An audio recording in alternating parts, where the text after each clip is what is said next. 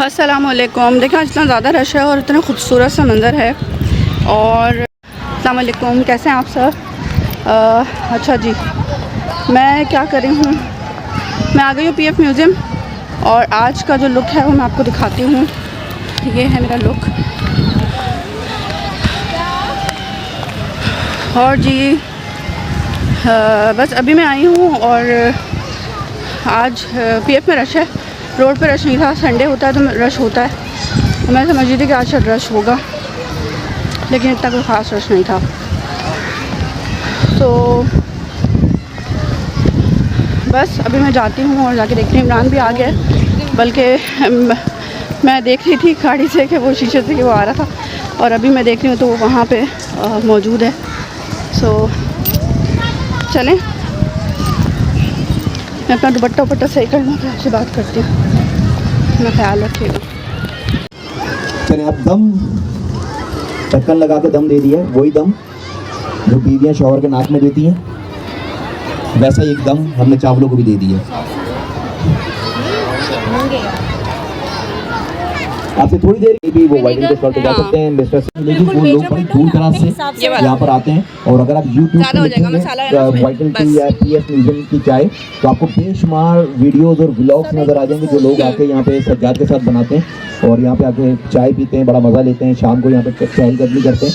और बिलखुसूस मुझे और हाथ में गर्मा गर्म वाइटल की चाय है और इस घास के ऊपर लोग बैठे हुए हैं और उस दौरान मैचेस भी चल रहे थे, शायद तो मैचेस भी देख रहे थे यहाँ पे और वाइटल को एंजॉय कर रहे थे। तो वो बड़ी मज़ेदार। ऑर्डर कैसे देती होंगे रेस्टोरेंट में आप?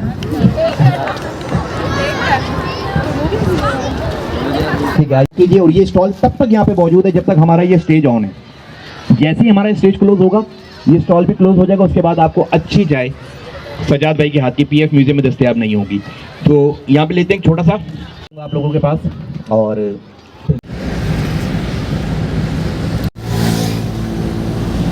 जुगाड़ इसे कहते हैं सर।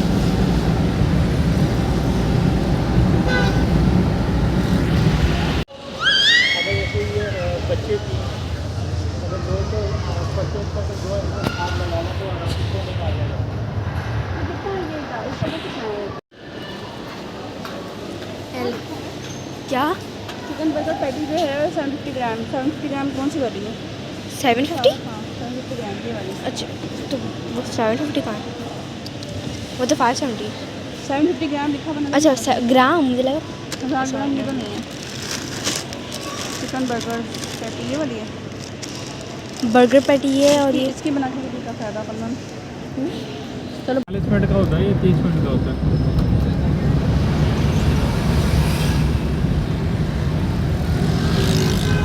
आवाज़ ना इनको बताने दीजिएगा, मैं इनका जनरल नॉलेज।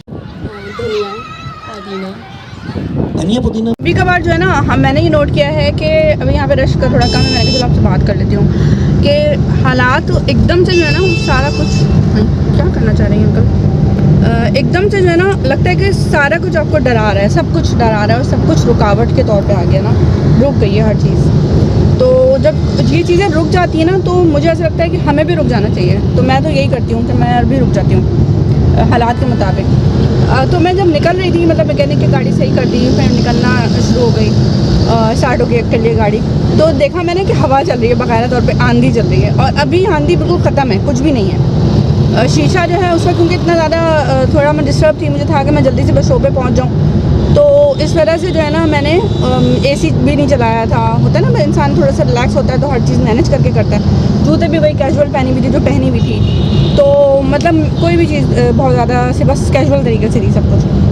तो फिर यह है कि जब मैं बाहर निकली तो भी वहाँ पे भी थोड़ा सा रोड पे ऐसा लगा था एकदम अजीब सा सन्नाटा सा। फिर शायर फैसल पे आई तो खलफशार, अच्छा आंधी चलने लग गई, मतलब अजीब सी सिचुएशन ना। तो मैंने कहा कि अल्लाह ताला की तरफ से यह बहुत दफ़ा आप देखिएगा होता है। तो इस सूरत में क्या करती हूँ कि मैं ना सूरत पढ़ती हूँ, मतलब सूरह फलक पढ़ती हूँ, सदका दे देती हूँ फ़ौरन 1 सेकंड में। और तीसरी चीज़ मैं करती हूँ आयत कुर्सी पढ़ती रहती हूँ। ये मैंने हमेशा देखा है, तो उसका मुझे सदा फिर मिलता है ना।